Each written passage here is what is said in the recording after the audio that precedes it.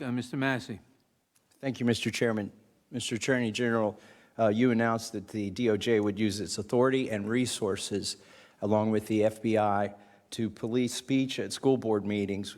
In your opinion, what limitations does the 10th Amendment bring to your effort to police those school board meetings and the speech therein?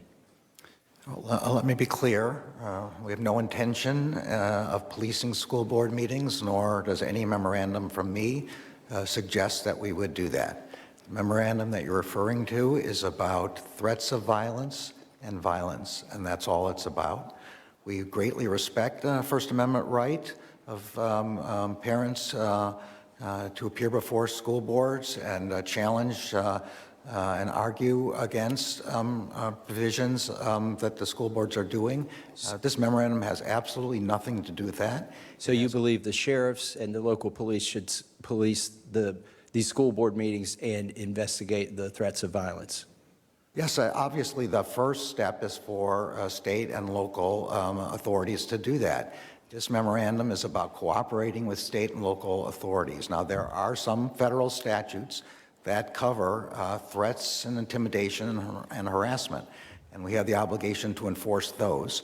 But those those don't apply within a school board meeting. Thank you. I was hoping that you would articulate the 10th Amendment or some argument that comes from that, because I'm concerned that the announcement was an effort to basically freeze the speech or to suppress the speech of school board members. But I need to move on, and I want to ask you about something. There's a concern that there were agents of the government or assets of the government present on January 5th and January 6th during the protests. And I've got some pictures that I want to show you. If my staff could bring those to you. I know. In fact, tomorrow, I don't even like to say it because I'll be arrested. Well, let's not say it. We need to go, I'll say it. All right. We need to go in to the Capitol.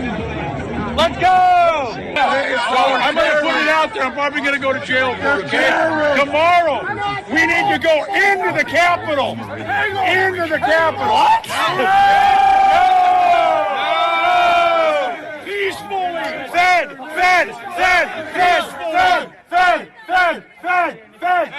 Peacefully. Okay, folks, spread the word. As soon as the president's done speaking, we go to the Capitol. The Capitol's this direction. He's done speaking. We are going to the Capitol, where our problems are. It's that direction. Please spread the word.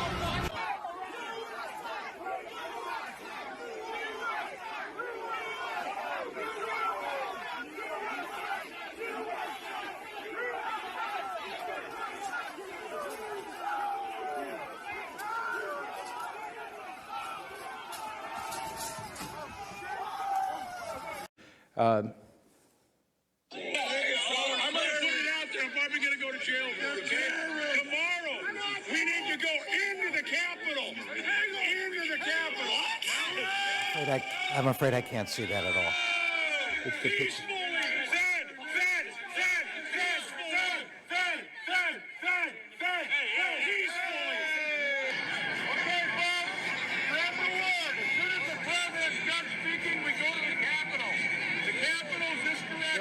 Is that a approved video?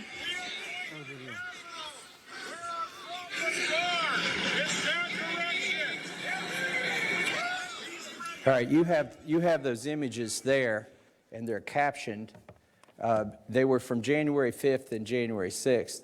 As far as we can determine, the individual who was saying he'll probably go to jail, he'll probably be arrested, but they need to go into the Capitol the next day, is then the next day directing people to the Capitol.